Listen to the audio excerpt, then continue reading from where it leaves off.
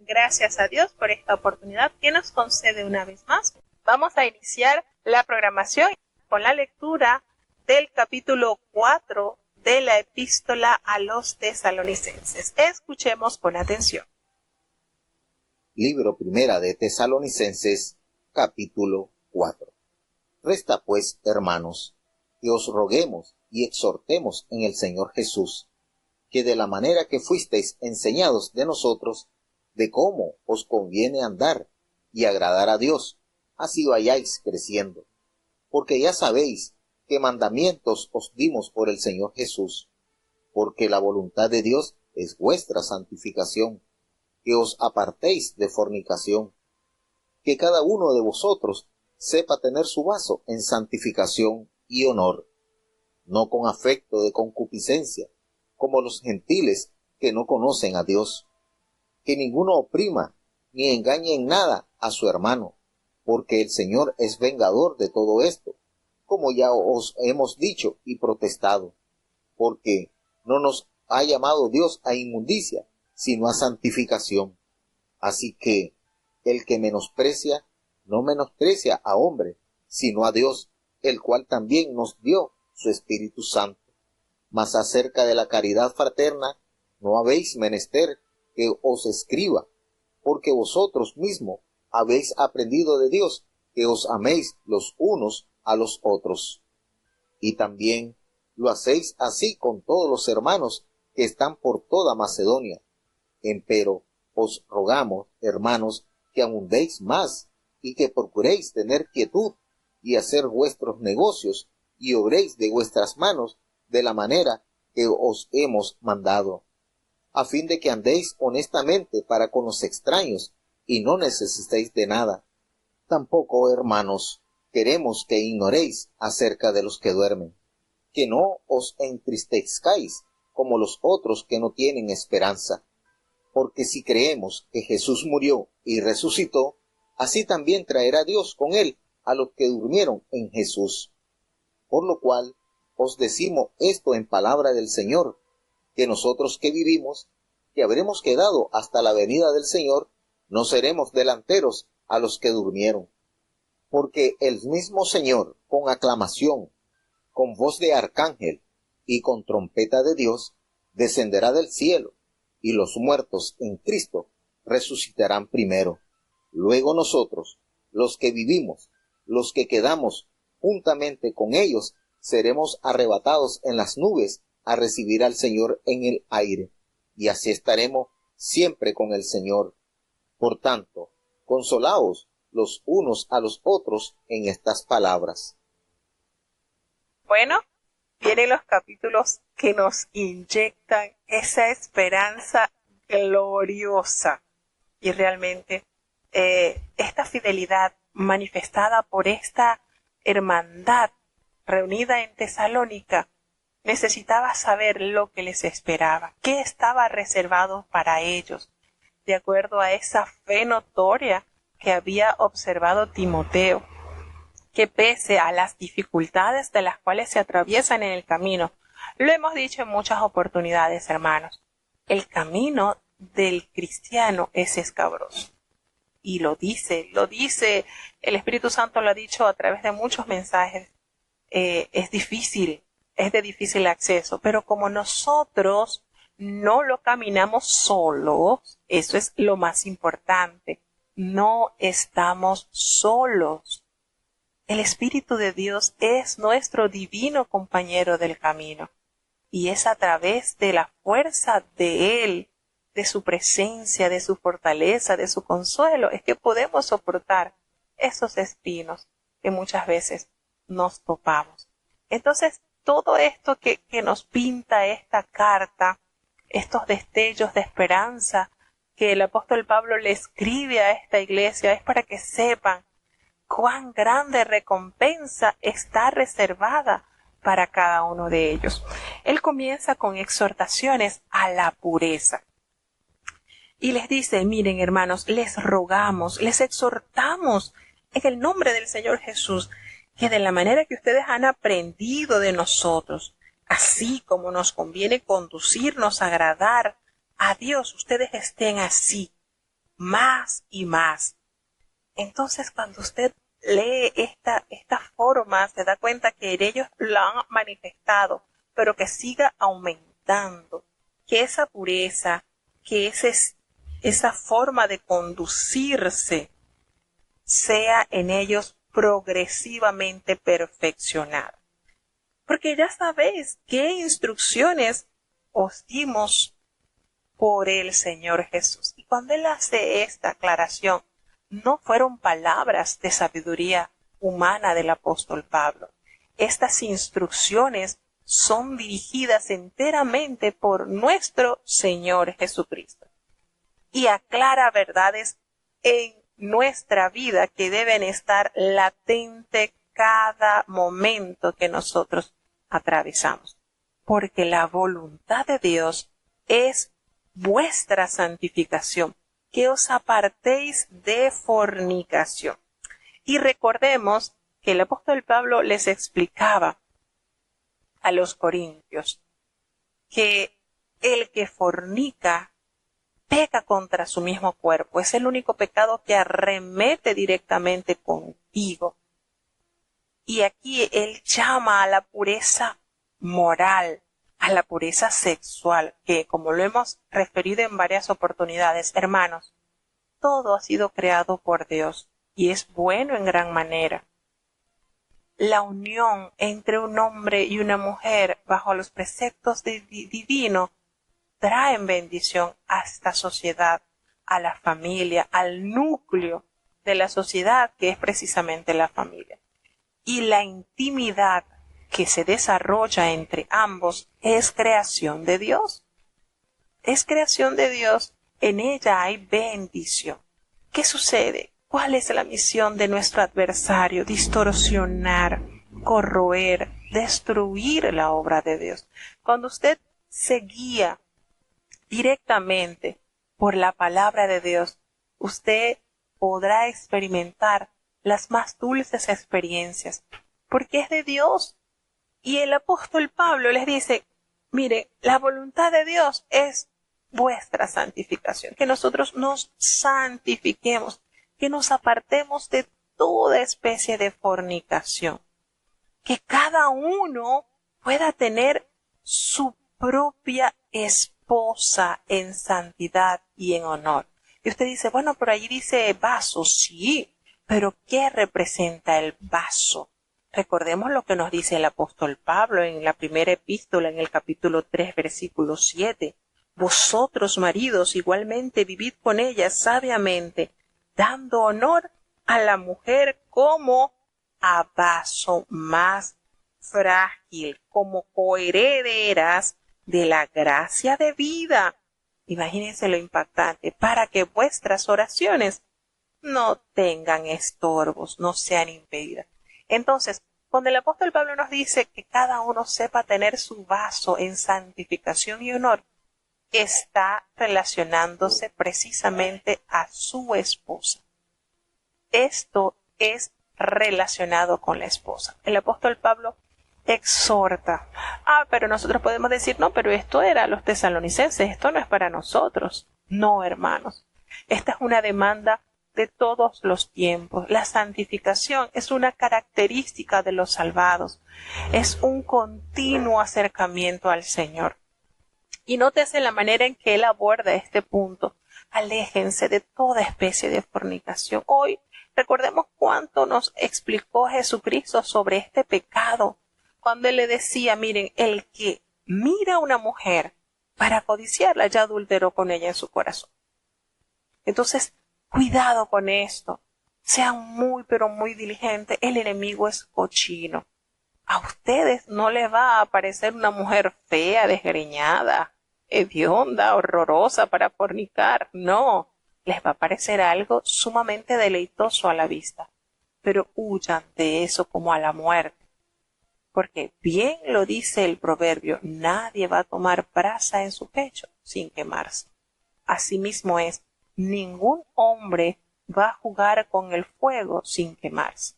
Entonces, preocupado por estas carencias que muchas veces suceden en la existencia del hombre, del ser humano, tender a debilitarse a través de estas prácticas impuras. No estamos diciendo que la intimidad sea pecado. La intimidad dentro del matrimonio está bajo el margen de la creación de Dios. Lo hemos dicho en varias oportunidades. La intimidad de un hombre y una mujer bajo el santo vínculo del matrimonio es semejante al fuego que está presente en la chimenea de su hogar. Provee beneficio, calor a su casa. Y recordemos que esto está bajo parámetros. Usted tiene su chimenea, pero tiene su cerquito, tiene algo para que no extienda brasas fuera de su casa. Está bajo un parámetro santo. Pero si usted ese fuego lo saca de la chimenea, ¿qué va a hacer?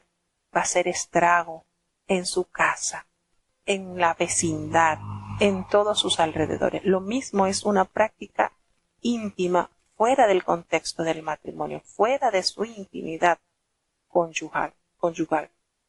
Es lindo. No estamos diciendo la intimidad es pecado, no.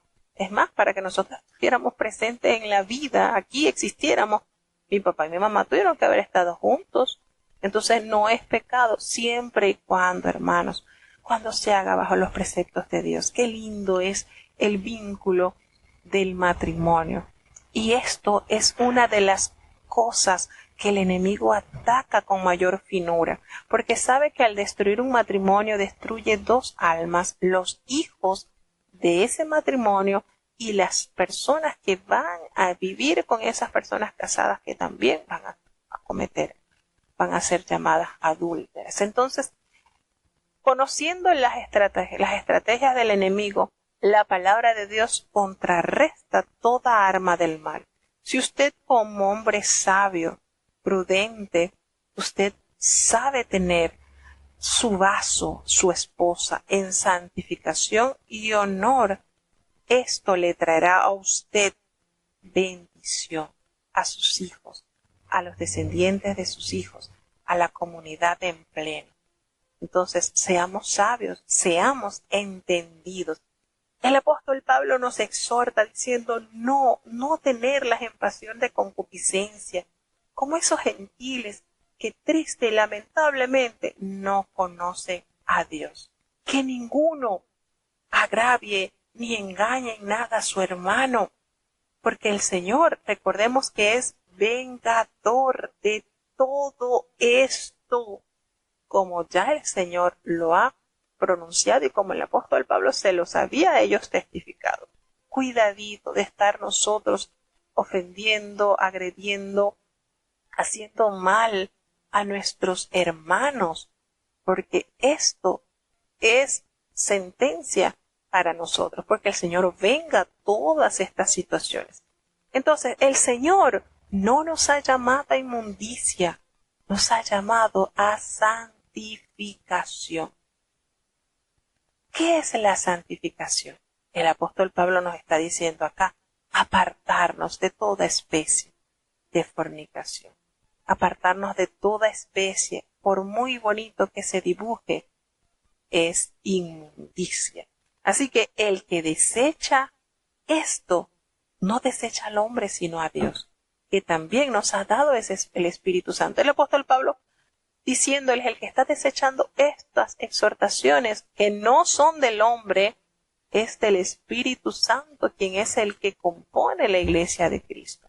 Entonces, hace referencia lo valioso que es considerar cada una de sus palabras. ¿Con qué limpiará el joven su camino? Nos dice el Salmo. ¿Con qué?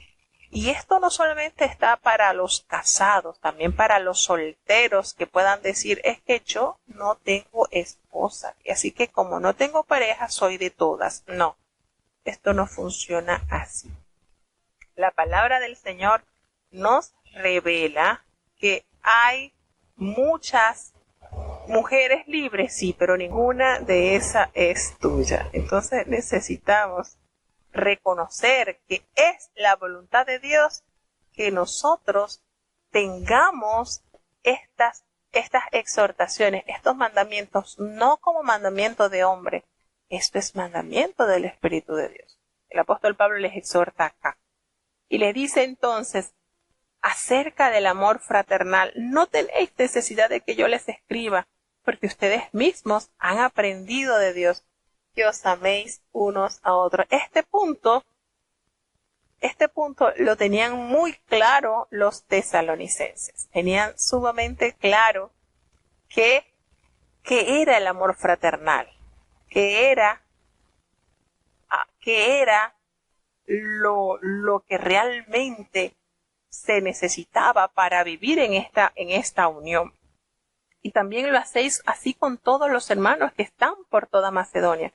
Pero les ruega, hermanos, que abunden más y más. Es decir, con esto el apóstol Pablo no dice, bueno, ya ustedes lo hacen, sigan así. No, que haya una necesidad cada día de ir creciendo en el Señor, de ir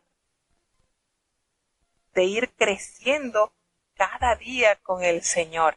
Entonces, hermanos, esto que nos está mostrando la palabra de Dios por medio de la palabra de verdad nos está haciendo entender la postura que tenía esta iglesia y que las recomendaciones dadas por el Espíritu de Dios a través del apóstol Pablo era que permanecieran, pero no así, bueno, como que ya alcanzamos el todo, como que ya llegamos a todo, no, sino a que nosotros vayamos cada día más y más ejercitándonos en aquello a lo que el Señor nos ha llamado y que puedan tener esa tranquilidad y ocuparse en los negocios del Señor, trabajando así con nuestras manos de la manera en que el apóstol les había enseñado.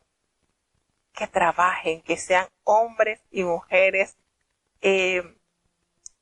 productivas, tanto espiritualmente como económicamente. Le dice, ustedes es bueno que ustedes trabajen para que así ustedes conduzcan honradamente a los que están así afuera y no tengan necesidad de nada. Fíjense lo maravilloso que el apóstol Pablo detalla estos consejos para fortalecimiento de la iglesia.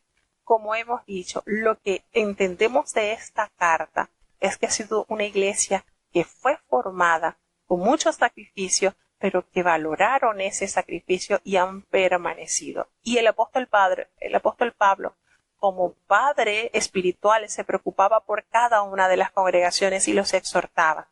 Sigan manteniéndose así, vayan aumentando más, es decir, no se limite. Bueno, porque ya llegamos a un punto de santidad que hasta ahí estamos al tope. No, siempre con esa necesidad y con ese interés de seguir creciendo cada día más para la obra del Señor. Y aquí, a partir del versículo 13, les habla sobre el consuelo glorioso que tendremos los que perseveremos en Dios en la venida de Cristo. Los que duermen. Fíjense que en la cultura griega, a través de los grandes filósofos, se enseñaban de que el alma era la prisión, estaba en prisión en el cuerpo. Y una vez que moría, el alma quedaba libre y quedaba en un lugar donde si había sido una persona virtuosa, iba a tener un lugar especial. Y si había sido un miserable, pues iba a estar allí como. Pero, y esto era conocido en la cultura. Sin embargo, con la muerte y resurrección de Cristo se rompían estos paradigmas y estas ideas que estaban enseñándose. Y el apóstol les aborda a ellos la más hermosa esperanza que tenemos hasta estos días. Porque les dice, nosotros no queremos que ustedes ignoren qué es lo que ha pasado con los que duermen. Porque sí, recordemos que una iglesia que nace bajo un conflicto fuerte y que estamos seguros que muchos hermanos que aceptaron la fe en Jesucristo murieron. Y el apóstol los consuela, dice, no entristezcáis como aquellos que no tienen esperanza, porque aquellos que han muerto en Jesús tienen la mejor esperanza y la mejor virtud. Porque si nosotros creemos que Jesús murió y resucitó, así también el Señor va a traer a todos los que durmieron en Él, a los que durmieron en Él. Y eso es lo fundamental cuando nos sorprenda la muerte. estamos durmiendo en Él. Por lo cual le decimos esto en palabras del Señor, que nosotros que vivimos, que habremos quedado hasta la venida del Señor, no vamos a preceder a los que durmieron. Esto va a ser un levantamiento a la vez.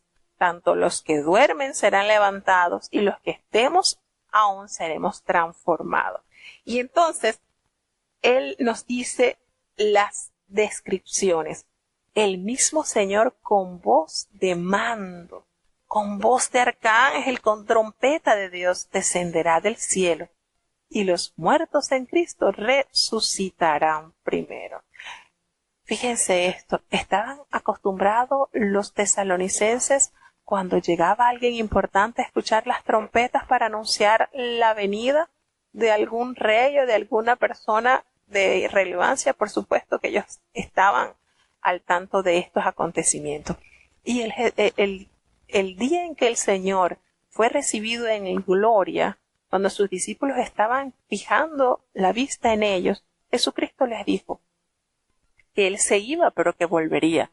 Cuando Él es elevado al cielo, los dos ángeles le dijeron: ¿por qué se quedan mirando? Así mismo como Él subió, va a volver. Entonces, esto que el apóstol Pablo está detallando, por supuesto que tiene conexión directa con la promesa de que el Señor de las nubes volverá, descenderá. Y aquellos que hayan permanecido en Él y los que hayan dormido en Él, ¿dónde está la clave para yo llegar con Él? En permanecer, en mantenerme allí, alineada a Él completamente, enamorada de Él. Hermano, cuando usted ama a Dios, usted no ve obstáculos en hacer lo que Él le pide que haga. Usted no ve penoso ninguno de sus mandamientos. Usted no ve vergonzoso tener esa postura, comportarnos como es digno de los hijos de Dios. Entonces, todas esas vergüenzas y todo eso queda relegado. ¿Por qué? Porque hemos aprendido a valorar el sacrificio que hizo por nosotros, y hoy por hoy podríamos decir, como dijo el apóstol Pablo: ya no vivo yo, es Cristo quien me domina a mí.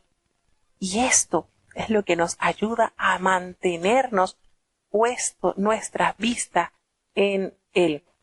Y les dice, miren, aquí hay un versículo: los que vivimos, los que hayamos quedado, seremos arrebatados juntamente con ellos en las nubes para recibir al Señor en el aire.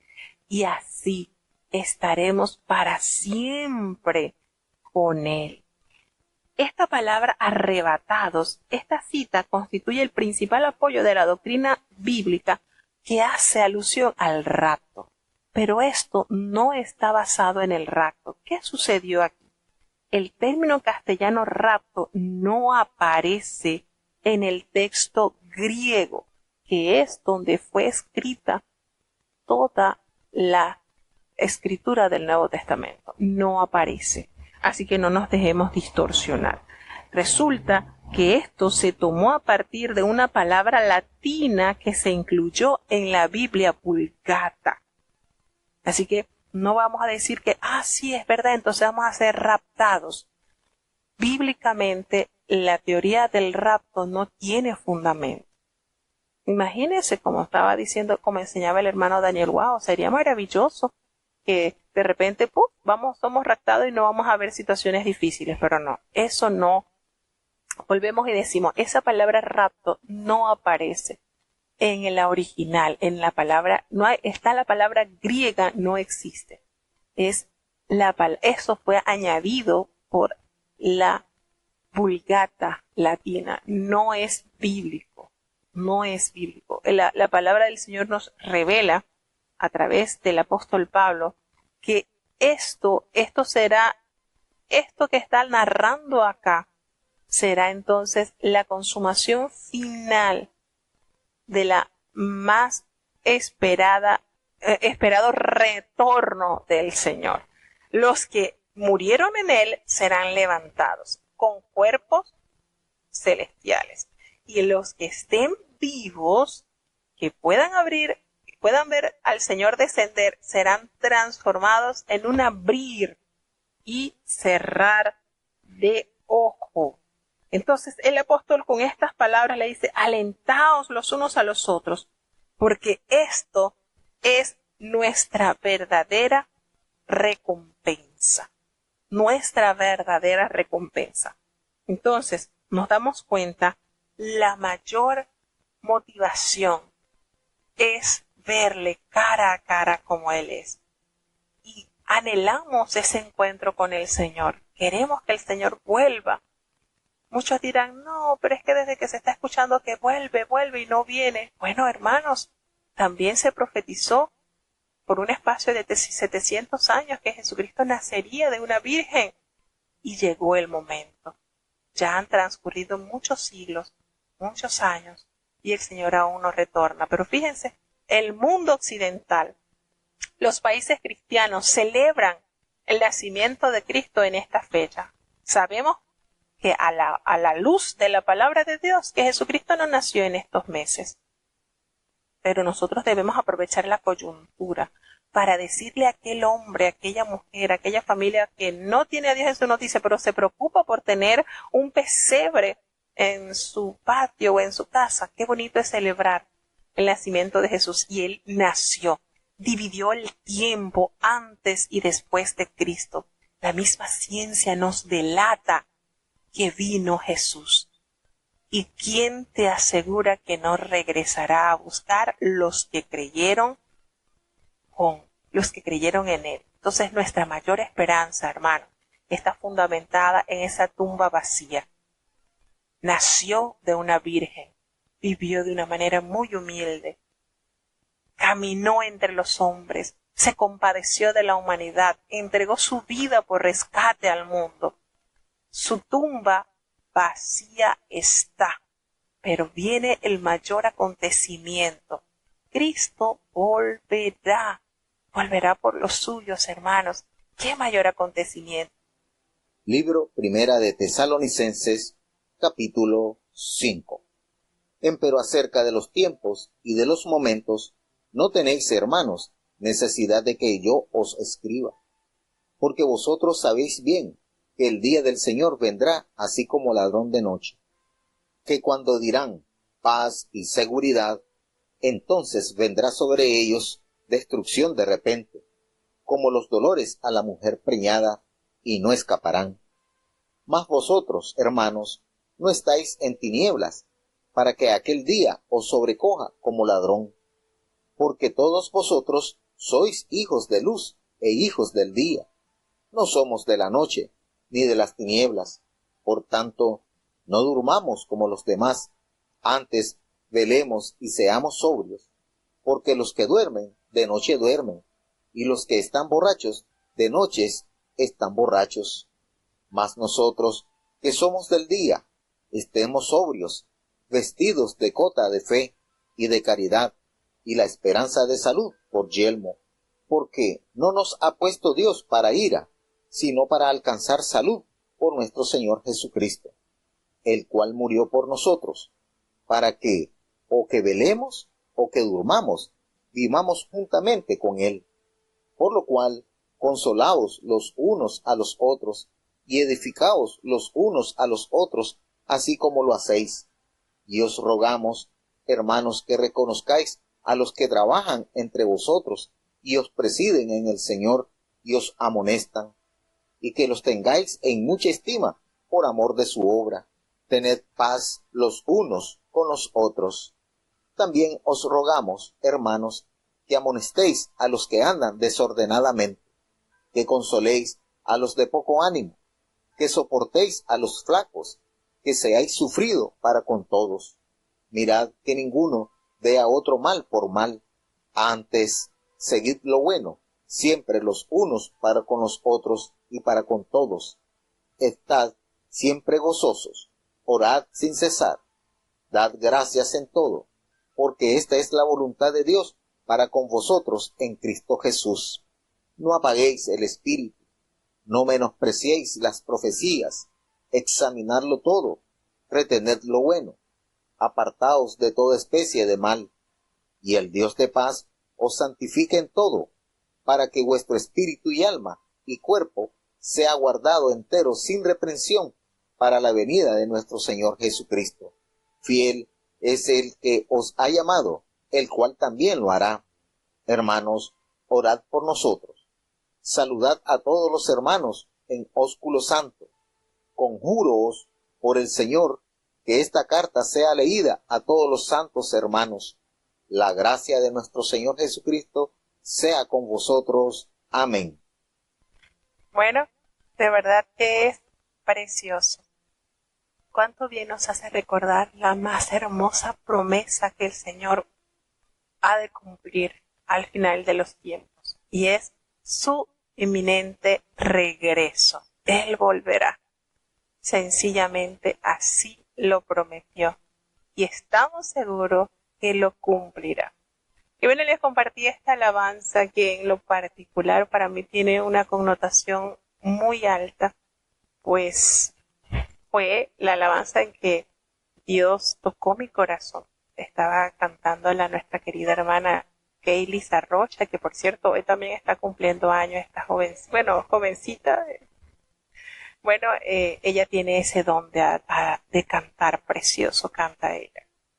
Y ella interpretando este himno, yo recuerdo que estaba sentada en la banca del culto un domingo y comencé a llorar sin saber por qué al empezar a escuchar esta letra.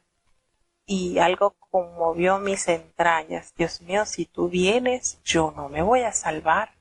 No era miembro, no era nada. Solamente estaba ahí en la iglesia siempre, desde niña. Participaba de las escuelas sabáticas, de las competencias, de las narraciones. Pero no había tomado en consideración que Dios me pedirá cuenta por mi alma y que Él vendrá. Y yo decía, yo no quiero que el Señor venga porque si viene no me voy a ir con Él. Y ese domingo 15 de febrero del año 97 decidí tomar la decisión más importante que un alma puede asegurar, y es pactar con el Señor. Y el martes 17 de febrero del año 97, a los 17 años, el Señor me permitió nacer en agua. Y gracias a Dios aquí estamos, hermanos, perseverando con toda la mayor intención de guardar esa promesa que Dios nos ha dado a los que confiamos en Él. Y no me arrepiento. A los 17 años me bauticé y créame que se lo puedo decir mirándolo a los ojos. No me arrepiento de haber creído que esta promesa elevada en canto, porque si usted analiza este himno que compartimos, cada una de las estrofas está extraída de la Biblia. Esto es algo maravilloso. Y cierra con lo que nos dice el último capítulo del libro del Apocalipsis. La esposa y el espíritu dicen ven. Y este himno, si usted lo analiza, que está todo plasmado en la Biblia, y es una promesa, hermanos, que debe hacer arder nuestro corazón de esperanza, de saber que Él vendrá por su pueblo, vendrá por aquellos que dijeron no a la inmundicia y que hemos sido lavados en su sangre preciosa. Y estas promesas, hermanos, nos debe a nosotros de alentar cada día a ver el pecado como la más grande ofensa a nuestro Dios Santo. Y como nosotros somos propiedad de Él, nosotros debemos ser santos. ¿Ustedes no les ha pasado que ustedes observan algo y dicen, mira, esto se parece a fulano? Porque las cosas de uno se parecen a uno. Nosotros somos propiedad del Señor y estamos llamados a vivir en santidad, a no ofender a ese amor tan puro que hemos recibido de Dios. Y estas cartas, todo lo escrito en la palabra de Dios, nos lleva a ese punto de reflexionar y de meditar grandemente en las promesas que Dios ha cumplido con nosotros, porque hay muchas promesas que ha cumplido el Señor y las que faltan aún por cumplir. Entonces afirmemos nuestros pies, mantengamos firme esa profesión de fe, como lo dice su palabra, sin fluctuar, que nosotros no seamos esos que retroceden, sino los que perseveramos para vida eterna. Hermanos, ustedes se han impuesto a pensar en encontrarse cara a cara con el Cordero inmolado. Señor, ¿qué hacer? Besar sus pies. ¿Qué hacer ante el que dio todo por nosotros? Y esto es real, hermano. Esto no es una fábula, esto no es una imaginación, esto no es una invención. Esto es real. Tome los libros de historia y comience a leer los acontecimientos y allí se dará cuenta cómo el tiempo fue dividido antes y después de Cristo. Nació en un humilde pesebre que ni siquiera eran de sus padres. Fíjense que ese establo donde el niño nació ni siquiera eran de sus padres. Fue guiado a través de una estrella aquellos hombres del lejano oriente. A nosotros también nos guió esa estrella del Evangelio, esa luz que resplandeció. Y hoy por hoy ya nosotros no esperamos a ese niñito inofensivo que tuvo que ser resguardado por sus padres para no ser muerto por manos de aquel malvado rey Herodes. Ahora vendrá como Él es, Rey de reyes, Señor de señores. Toda rodilla se doblará y toda lengua confesará su poderío y su majestad. Hermanos, nos conviene creer y confiar en estas promesas que hacen que nuestra fe aumente y que podamos decir así como lo expresó aquel gran siervo de Dios: yo y mi casa serviremos a Jehová. Nos conviene vivir en santidad, nos conviene mantener nuestras lámparas en fuego constante. Esto que nosotros leemos de la segunda venida del Señor es uno de los amados pasajes más hermosos que nos detalla sobre la segunda venida del Señor y nos hace producir ese sentimiento de amor y de fervor para saber que aquellos que están durmiendo en el Señor solo duermen, están durmiendo. Hay una pequeña pausa, una pequeña coma en sus vidas, pero que vendrán luego a ser levantados, a ser despertados de ese sueño, y ya la muerte no se enseñoreará más de los que hemos creído en el Señor. Entonces, estos tiempos, hermanos, que estamos viendo nos anuncian la grandeza de su pronta venida. Se acercan los tiempos y las ocasiones, dice el apóstol Pablo. No necesita que le escriba acerca de los tiempos, porque ustedes saben perfectamente que el día del Señor vendrá como ladrón en la noche. Nadie sabe el día. Usted no sabe el día que van a entrar los ladrones a su casa. Pero hace una pausa especial el apóstol y nos dice: cuando digan paz y seguridad, entonces vendrá sobre ellos destrucción repentina, así como los dolores a la mujer encinta, y no escaparán. Aquí tenemos algo que nos hace alertar y estar preparados, que este día llegará cuando el ser humano, cuando la humanidad menos se lo espere. Pero es la más hermosa verdad. No estamos en tinieblas, dice el apóstol Pablo, porque aquel día va a sorprender a aquellos que han permanecido inadvertidos a estas verdades. Han tapado sus oídos al llamamiento del Señor, han tapado sus ojos a las señales que nos están denunciando su pronto regreso. Así que todos nosotros somos llamados hijos de luz, alumbrando con la luz de Cristo, porque ya la noche en nuestras vidas pasó, y esa noche que estaba cubriendo nuestras almas del pecado se disipó cuando llegó la luz del Evangelio a nuestras vidas. Entonces, hermanos, los que duermen están durmiendo de noche en las tinieblas. Los que se embriagan con las cosas que este mundo los tiene envueltos, triste y lamentablemente, no verán la luz. Pero aquellos que están del día, sabiendo que hemos sido vestidos con esa coraza de fe y amor, y con esa esperanza, y con ese yelmo de la salvación, porque el Señor no nos tiene reservado para su ira. No, él aclara, el apóstol Pablo, nos tiene reservados para alcanzar esa salvación por medio de nuestro Señor Jesucristo, quien murió por nosotros, para que seamos fieles a Él, para que o estemos durmiendo o vivamos, estemos con Él. Y cuando hace referencia, sea que durmamos o que vivamos, ese término que usa la palabra de Dios, aquellos que han cerrado sus ojos a este mundo, pero lo abrirá o despertará su sueño el gran yo soy.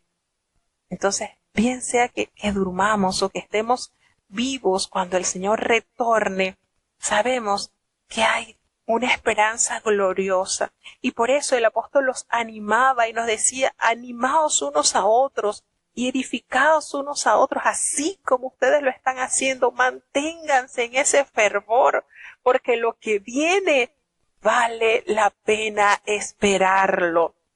Y nos llena de muchas exhortaciones para que nuestro peregrinaje en este mundo no sea monótono, no sea aburrido, no sea sin sentido de la pertenencia que somos nosotros de Dios. Rogamos que reconozcáis a los que trabajan en el Señor y los que presiden en el Señor y los amonesten, que ustedes consideren a estos hermanos que invierten sus fuerzas en esa fortaleza en sus vidas, para que ustedes sean cada día más fortalecidos en la fe, que los tengáis en mucha estima, porque por amor a la obra que ellos han manifestado, ustedes tienen paz. Qué lindo, ¿verdad? Cuando esas personas que trajeron el Evangelio, cuántas oraciones, cuántos ayunos se elevaron para que nosotros nos convirtiéramos a la verdad. Cuántas cosas, ¿verdad? Y que quizás nosotros no vemos, pero eso está en la memoria del Señor. El apóstol Pablo también le decía, les rogamos también a los hermanos, a que amonestéis a aquellos hermanos que están ociosos, que quizás están de poco ánimo, que sostengáis a los débiles y que seáis pacientes con todos, porque siempre hay uno que está un poquito apesadumbrado, pero nosotros nos llama el apóstol Pablo para que nos animemos, nos alentemos y que nadie pague mal por mal a nadie. Antes estamos llamados a seguir lo bueno unos con los otros, y que ese gozo que nos da el saber que el Señor vive y reina en nuestras vidas sea una constante. Estad siempre gozosos. Aquí no importa la circunstancia, sino el motivo. El motivo es que vivo porque Cristo vive en mí y que reinaremos con Él por la eternidad. PCA. Y el apóstol nos dice, estad siempre gozoso. Pero ¿cómo puedo mantener ese gozo? Orando, hermanos. Orad sin cesar, escuchando la voz del Maestro, susurrándonos a nuestros oídos. No estamos solos. Y que a través de esa presencia divina demos gracias al Señor en todo tiempo, porque eso es lo que Él quiere que nosotros hagamos en el nombre de Cristo Jesús. Y de esa manera nosotros no apagamos el Espíritu, porque el Espíritu es esa llama encendida en nuestros corazones y no se apaga jamás cuando oramos, cuando estamos gozosos, cuando apoyamos a nuestros hermanos en sus necesidades, en sus desalientos, en sus pesares, cuando no permitimos que esa que esa agua del mal quiera apagar nuestra llama, porque el mal a veces arremete contra nosotros. Por eso el apóstol Pablo dice, no pagues a nadie mal por mal, no apaguéis el espíritu, no menospreciéis las profecías. Cuidadito, apegándonos siempre a la palabra del Señor, que nosotros examinemos todo, pero retengamos lo bueno. Y este versículo puede entrar en controversia, porque mucha gente puede decir, bueno, estoy examinando un libro de brujería, pero es que la Biblia me dice que examine todo y retenga lo bueno. No, hermanos, no caigamos como ingenuos. Usted sabe perfectamente que las tinieblas son las tinieblas. No por eso voy a decir, bueno, aquí llegó a mis manos este libro de hechizos, pero bueno, la palabra de Dios me dice examinarlo todo y retener lo bueno. No. no caigamos como ingenuos. Lo malo es malo. Aquí cuando el apóstol Pablo dice, examinadlo todo y retened lo bueno, nos está queriendo decir examinar lo que es de edificación para tu vida, para tu alma, no para destrucción. Usted no puede decir, bueno, estaba viendo una película pornográfica, pero yo voy a retener lo bueno. No, eso es mentira del diablo. No hay nada bueno en el mal. Nada. Eso no caigamos como ingenuos, porque el mismo diablo usa la Biblia para envolvernos y para hacernos caer como aves incautas. No. Lo malo es malo.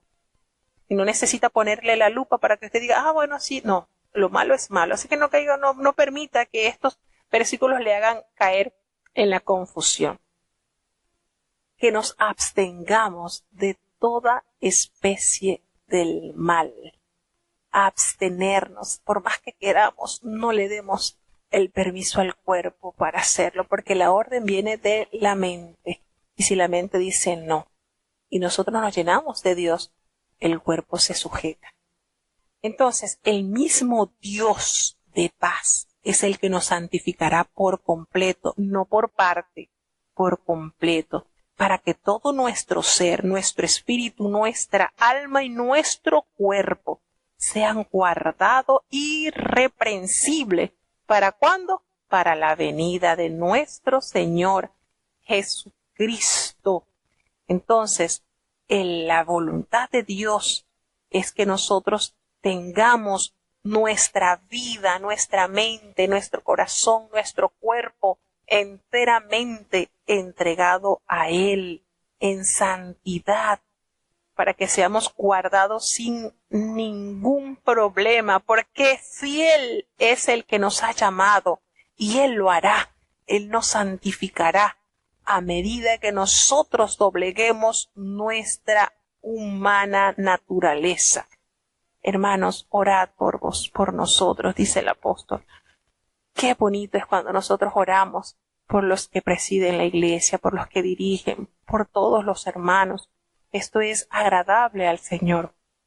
Y Él nos dice que nos saludemos con ese amor fraternal y esa gracia del Señor Jesucristo siempre estará con nosotros desde ahora y para siempre. Hermosos estos capítulos, son preciosos. Cada exhortación es la esperanza más grande que tiene el cristiano de esperar a su Señor.